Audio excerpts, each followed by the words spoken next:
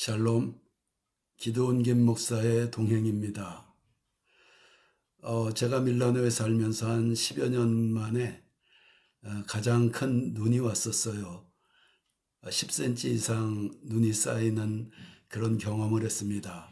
세상이 온통 하얗게 덮였고 도시에는 사실 눈이 그렇게 잘 쌓이질 않는데 그 10cm 이상 쌓이는 그 신세계를 경험을 했어요. 제가 평소에 눈을 생각할 때 천국의 흔적이랄까 그런 생각을 합니다.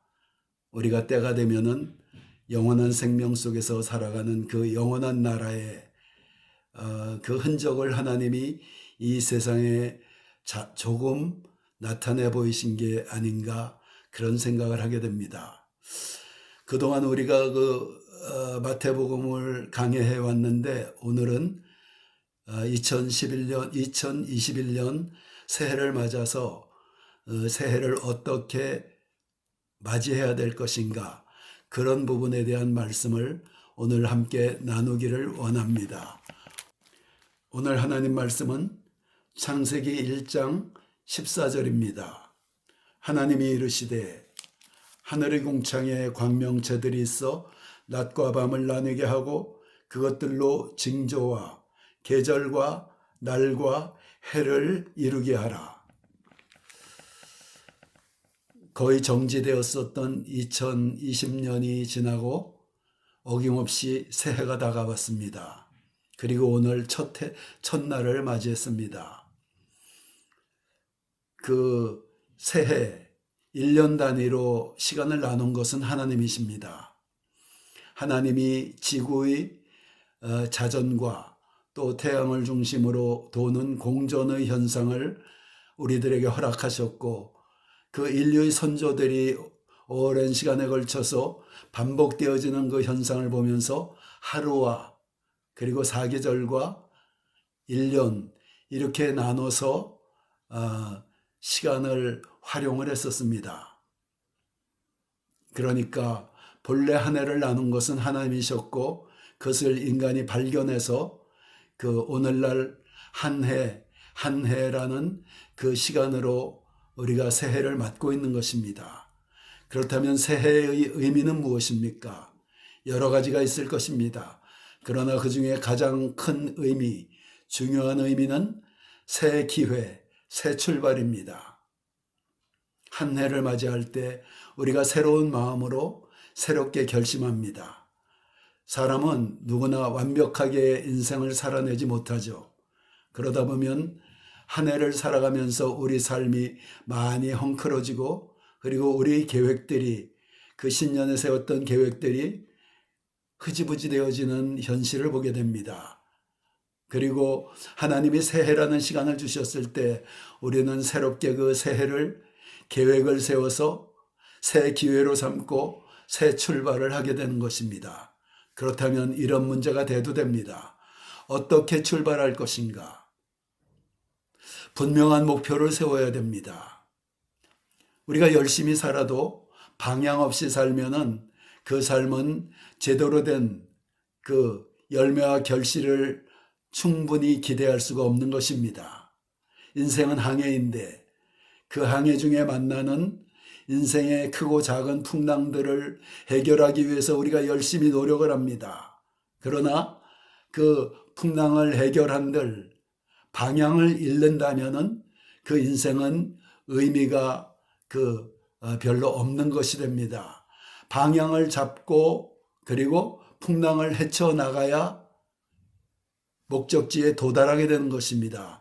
우리가 목표를 세운다는 것은 그렇게 우리 인생의 방향, 2021년의 방향을 세우는 것입니다. 목표 설정 이론의 주창자인 에드언 로크는 이렇게 말했습니다.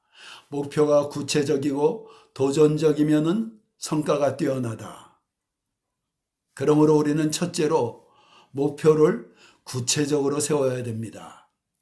아침에 일어나서 달리기를 해야 되겠다라는 목표보다는 아침에 일어나서 운동장을 5바퀴 돌아야 되겠다라는 구체적인 목표가 더 실현 가능성이 높다는 것입니다. 우리 동기 유발을 더 강하게 일으킨다는 것입니다. 그래서 목표는 구체적이어야 됩니다. 둘째, 목표는 도전적이어야 됩니다. 자신의 능력보다 조금 높은 목표를 세워야 됩니다. 예를 들어서 사업을 하는 사람이라면 자신의 올해 매출이 10억이었다면 내년에는 15억 내지는 20억 정도 되는 목표, 상향 목표를 세워야 된다는 것입니다.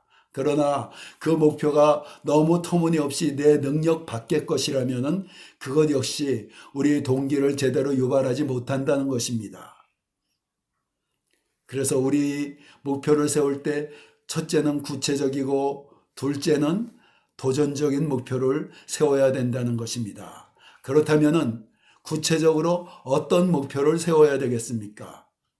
첫째로 우리는 신앙인입니다. 그러므로 우리는 신앙적 목표를 세워야 됩니다. 우리 삶은 생존이 목적이 아닙니다. 행복이 목적이 아닙니다. 이 땅에서 호의호식하고 이 땅에서 성공하는 것이 1차적인 삶의 목표가 될 수는 없는 것입니다. 우리의 삶의 목표는 예수 그리스도를 닮아가고 진리를 추구하고 그리고 하나님의 말씀대로 성장해 나가는 것이 우리 삶의 가장 중요한 목표가 되어야 됩니다. 그러므로 우리가 신앙적 목표를 세워야 돼요. 신앙적 목표에 여러 가지 항목들이 있겠죠. 내가 하루에 20분 기도하는 사람이었다면 이제는 하루에 30분 기도하겠다. 30분 기도하던 사람이라면 내가 올해는 40분 내지는 1시간 기도하는 사람이 되어야 되겠다. 이런 목표 또는 내가 올해는 어찌하든지 하나님의 말씀을 읽고 그 묵상하는 삶이 되어야 되겠다. 왜냐? 하나님의 말씀이 우리 삶의 기준이 되기 때문입니다. 우리가 들려오는 세상에 여러 가지 소리들이 있어요. 이 시대는 매스미디어의 시대이기 때문에 인터넷과 또 방송을 통해서 수많은 크고 작은 그 이야기들이 들려집니다. 그러나 그 이야기들, 세상의 이야기들이 과연 성경적인가? 우리가 성경의 올바른 지식을 갖고 있어야 분별이 가능해요. 그래서 우리가 성경을 알아야 삶에 대한 올바른 기준을 갖고 삶에서 들리는 여러 가지 잘못된 미혹된 소리들에 대해서 분별해서 버릴 것은 버리고 취할 것은 취할 수 있는 우리 삶의 기준이 성경이 되는 것입니다. 그러므로 우리가 성경을 읽고 공부한다는 삶의 목표를 세워야 되는 것입니다. 또 전도의 목표를 세워야 되겠죠. 영혼 구원을 하나님이 가장 귀하게 여기셔서 한 영혼을 천하보다도 더 귀히 여기신다고 하셨으니 우리 주변에 죽어가는 영혼을 방치해 둘 것이 아니고 우리가 어찌하든지 그들을 위하여 기도하고 하나의 미랄돼서 영혼을 주님께 인도하는 그런 목표가 세워져야 되는 것입니다. 두 번째로 현실적 목표를 세우시기 바랍니다. 하나님은 우리의 현실의 삶을 결코 외면하신다거나 가볍게 여기질 않으셔요.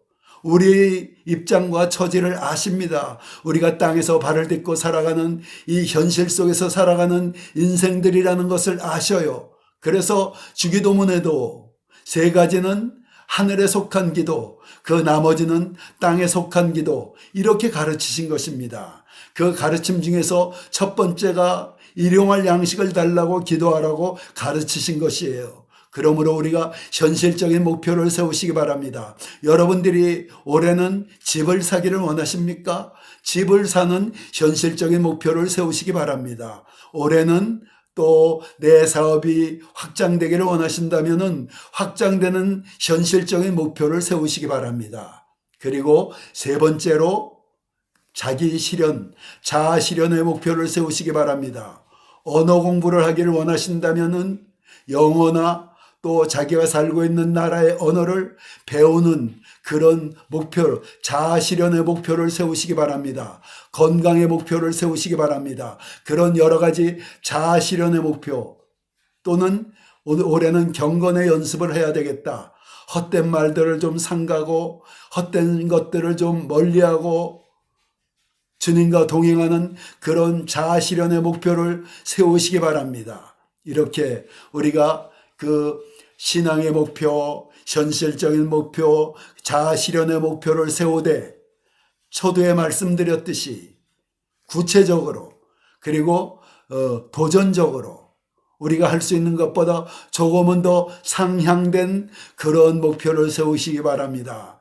그래서 그 목표를 이루기 위해서 새 출발, 이 새 기회를 놓치지 않고 계획과 목표를 세워서 실천해 나감으로 2021년에 마무리가 되어질 때 그 풍성한 삶의 열매를 누리는 우리 모두가 되시기를 예수 그리스도 이름으로 축원합니다.